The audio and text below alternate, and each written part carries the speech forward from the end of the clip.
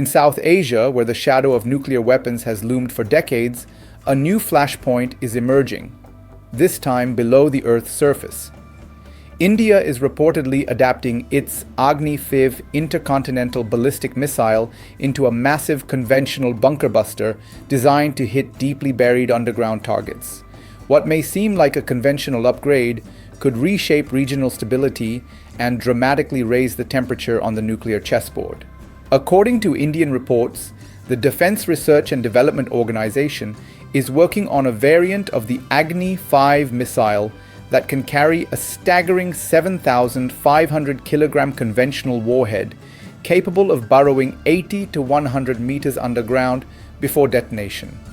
While the missile's reach may be cut from its original range to about 2,500 kilometers, its power and strike precision would make it one of the strongest non-nuclear weapons in the world. India's pivot marks a departure from the American style of delivering bunker busters, usually via stealth bombers.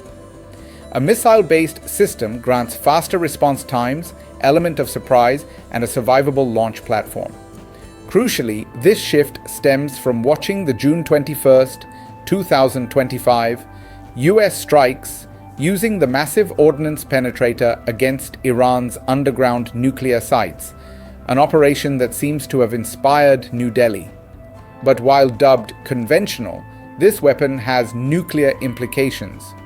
From Pakistan's or China's perspective, detecting an incoming Agni-5, historically associated with nuclear payloads, would likely trigger immediate nuclear alerts. The missile's conventional label would be irrelevant in the heat of the moment.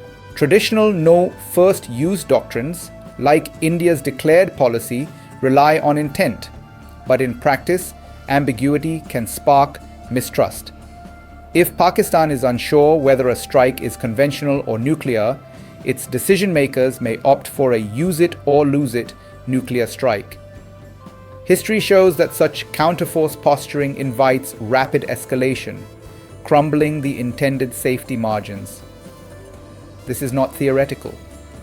During the Cold War, both the US and the USSR recognized that seeking a disabling first strike risked triggering global annihilation. They responded by building survivable second strike systems, like ballistic missile submarines, and forging arms control agreements to stabilize the balance. The lesson: resilience, not preemption, cements deterrence. In South Asia, nuclear fault lines are already fragile.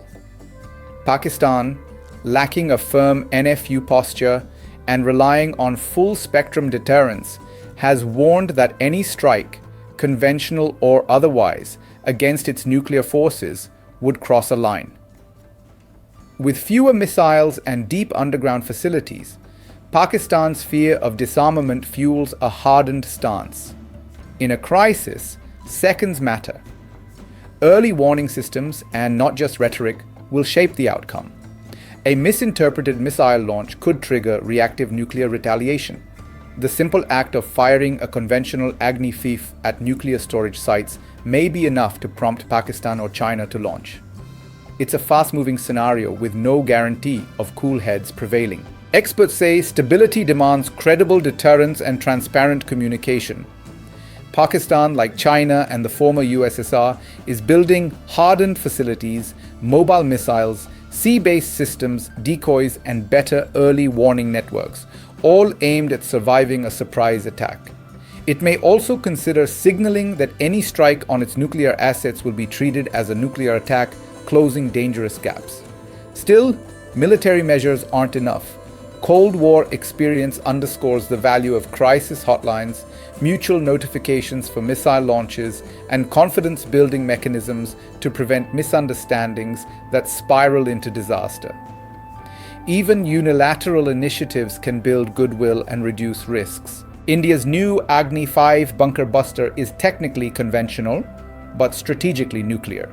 It sends a dangerous message. The line between conventional and nuclear war is thinning. In a region haunted by distrust and short decision times, the missile could become a match to a powder keg. The lesson from history is clear. In the world of strategic arms, restraint, resilience, and clear communication, create stability, not the lure of first strike advantage. South Asia stands at a crossroads. The question now is whether leaders on all sides are listening.